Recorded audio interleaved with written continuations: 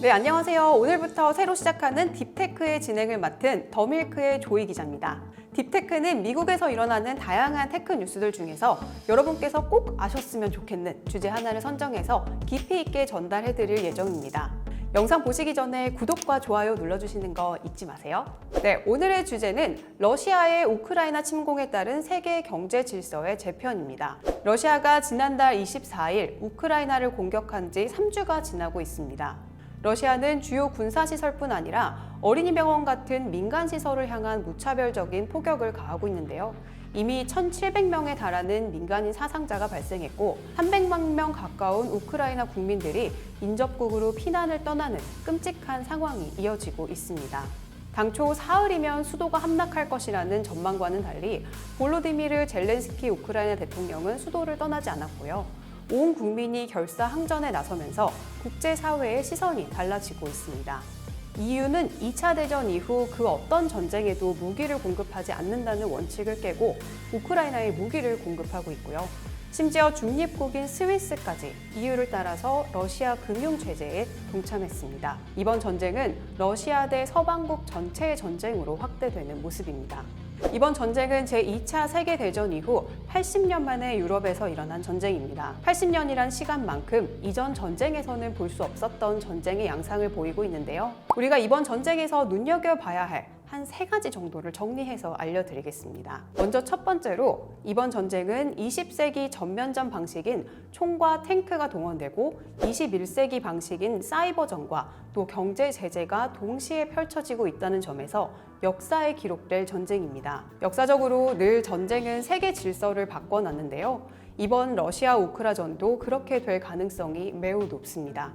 전쟁 초기 러시아의 무차별적인 사이버 공격으로 인터넷이 불안해지면서 우크라이나 정부는 일론 머스크 테슬라 CEO에게 트윗을 남겨서 우주 인터넷용 인공위성인 스타링크 서비스를 제공해달라는 요청을 했는데요. 머스크가 이에 화답하면서 10시간 만에 우크라이나 상공에 서비스를 개시한 사례는 기술을 지닌 민간 기업의 힘이 얼마나 강력한지를 잘 보여줬습니다.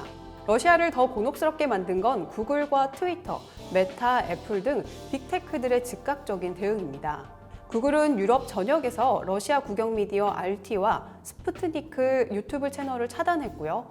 광고를 중단했으며 앱 다운로드까지 막았습니다. 구글은 또 피난민들을 보호하기 위해서 구글 맵의 우크라이나 지역 실시간 교통정보 기능을 비활성화했습니다. 애플과 아마존, 마이크로소프트 등 국민들의 일상생활에 깊이 스며든 빅테크들은 일제히 러시아 서비스를 중단했습니다.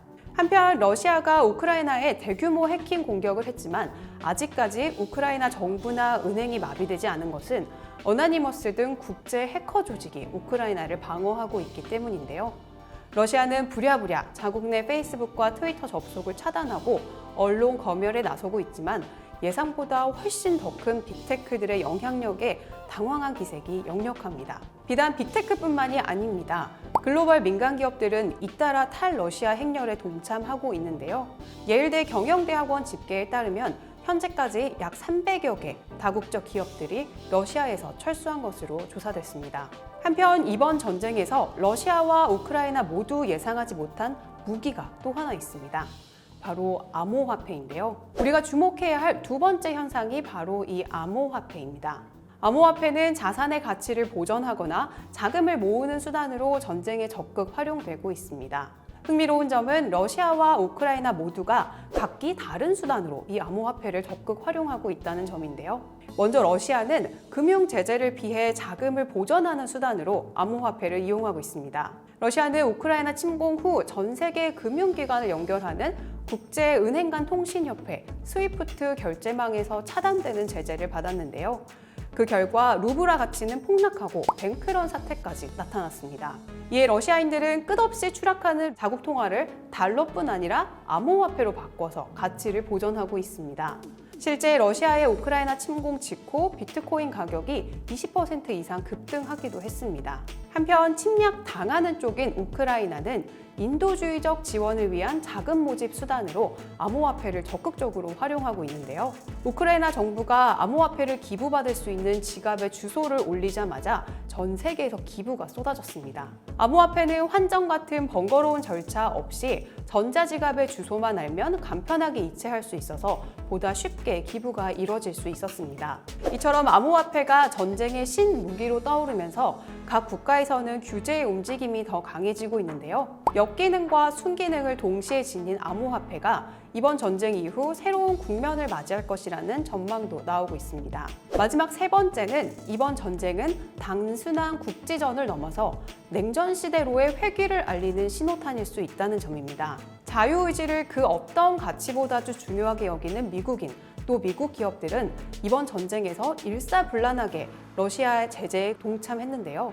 상당히 이례적인 현상입니다. 특히 맥도날드나 펩시코 같은 식음료 기업들의 탈러시아는 그 의미가 더 크다고 할 수 있습니다. 펩시코는 소련 시장에 진출한 최초의 서구 브랜드였고요. 구소련 붕괴 직전인 1990년에 진출한 맥도날드는 역사적으로 맥도날드 체인점이 있는 나라 사이에는 전쟁이 일어나지 않는다라는 황금 아치 이론까지 등장했을 정도로 세계화의 상징인 기업이었습니다. 이 이론은 뉴욕타임즈 칼럼니스트인 토마스 프리드먼이 고안한 이론으로 한 나라의 경제 발전 수준이 높아져서 맥도날드 체인점을 운영할 만큼 중산층이 두터워지면 국민들은 더 이상 파괴적인 전쟁을 좋아하지 않는다는 논리인데요. 맥도날드가 있는 나라는 하나의 경제 시스템으로 묶이기 때문에 섣불리 전쟁을 일으킬 수 없다는 겁니다. 즉 이런 맥도날드나 펩시코와 같은 기업들은 냉전 시대를 종식하고 민간 차원의 경제 교류의 물꼬를 트는 대사의 역할을 해왔습니다.